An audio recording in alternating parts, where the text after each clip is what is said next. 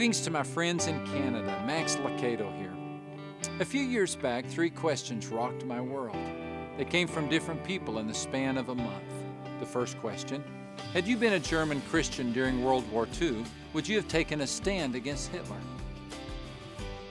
Question 2: had you lived in the South during the Civil Rights conflict, would you have taken a stand against racism?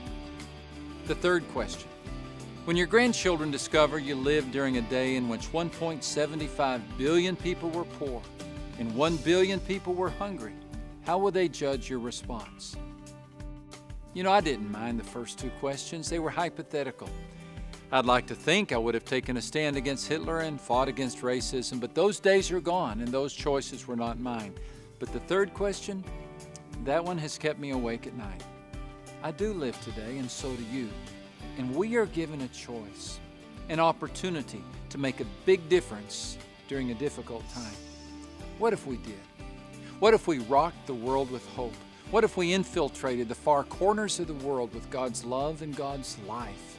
What if we followed the example of the Jerusalem church? This tiny sect exploded into a world-changing force.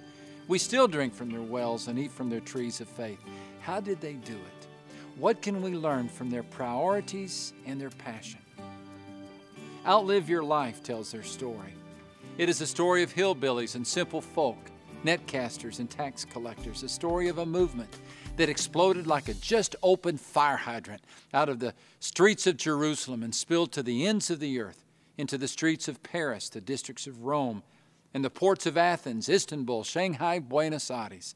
A story so mighty, controversial, and head-spinning that 2 millennia later, a middle-aged, red-headed author from Texas would be writing a book that wonders, might it happen again? This is the hope of my new book, Outlive Your Life. You were made to make a difference. Walking through the first 12 chapters of Acts, we see firsthand how a few faithful people can change the world. And we're asking the Lord to do it again. Lord, use us average Joes, both individually and as a whole, to make a difference that will last far beyond our years.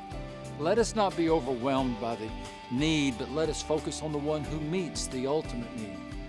None of us can help everyone, but all of us can help someone. And when we help them, we serve Jesus. So let's hear it for the difference maker. I'm thanking God that you are one of them.